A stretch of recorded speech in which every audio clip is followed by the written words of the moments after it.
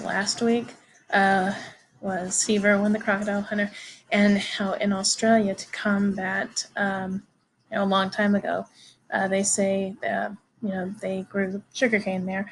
Well, with the sugarcane came the sugarcane beetle, which was starting to become a pest on the sugarcane.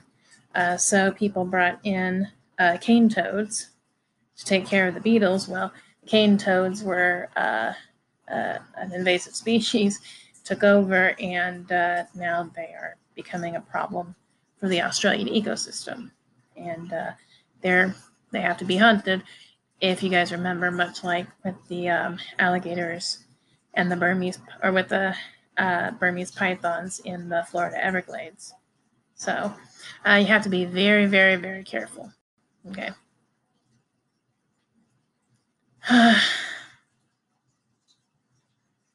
All right, reptiles. All right, reptiles are not wet and slimy like people think. I know a lot of people have misconception, especially about snakes. They're kind of creepy, but they're not bad. Okay, reptiles have scaly skin. It's not wet and slimy. They're ectothermic. Again, they're cold-blooded. They don't metamorphosize, so snakes and alligators, they're just born like little miniature versions of the adult. But they are amniotes. Okay, so the unborn young are surrounded by an amnion. Think about it like it's a chicken egg inside. It's just the shell. Instead of being a calcium hard shell, it's a leathery shell. Okay, there are 4 orders. There's Testudines, which are your turtles and your tortoises.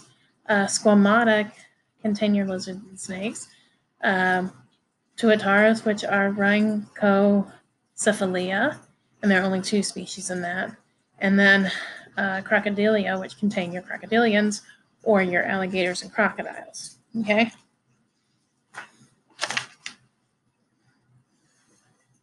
All right. They have scales or scutes. Okay.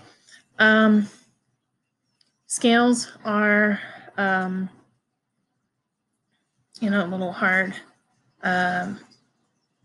parts of the skin. There's little plates and everything. Scutes are produced by the dermis layer, and they're made of keratin. Okay. They determine how a reptile replaces its skin. Okay. So they have a 3-chambered heart, which contains a septum. Okay. And the septum partially divides the lower half. Okay. That happens in ours, in our heart. Our 4-chambered heart, there will be a septum down the 2 halves. What's unique about the crocodiles and alligators, they are the only reptiles to have a 4-chambered heart. Okay. So they expend more energy, so they need more oxygenated blood. They have more complex brains than amphibians and fish. They see well. Their hearing's poor. Squamatas have if you guys notice squamatas, lizards, and snakes, they tend to flick their tongue out a lot. They're not being rude. They're actually smelling the air. Okay. And essentially what's happening is they're picking up molecules on their tongue, bringing it into their mouth, and depositing it on the roof of their mouth. And there's an organ there called the Jacobson's organ that sends the molecules to the brain to interpret. So this is how they smell their food. Certain venomous snakes also have pits. They're called pit vipers. These are venomous snakes. These are heat pits that are like right near the nostrils, and they'll use them to detect heat for warm-blooded animals to sense if food is nearby. Okay, most of them are carnivorous. Most snakes are carnivorous. They swallow their food whole. Okay, essentially what they do is the ligaments between the jaws are elastic like a rubber band, and they can stretch it, and some of them can even dislocate their jaws. So they can open their mouth. Instead of doing that, they can open it wider so they can swallow their food whole. Most reptiles lay eggs, but some lizards and snakes bear live young. They have internal fertilization. Some reproduce through parthenogenesis. Most reptiles don't provide any care for their young, except for crocodiles. It's very dangerous to ever go near a crocodile nest or an alligator nest because if the mom is around, and she will be near, she could kill you. Okay. The temperature of the nest will determine the sex of the young.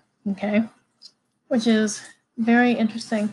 In some species, lower temperatures result in more females, and higher temperatures produce primarily males, but in other species, it's the opposite. Okay, so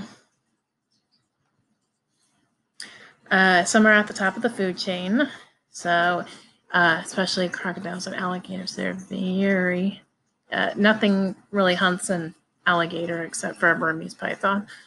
Smaller animals will fall prey to predators. Conservation issues. But that's just how they are. So, all right. So those are the this is the lecture for chapter 18. Again, make sure you guys answer your review questions and submit it before class or before they start the next class. Have a good day.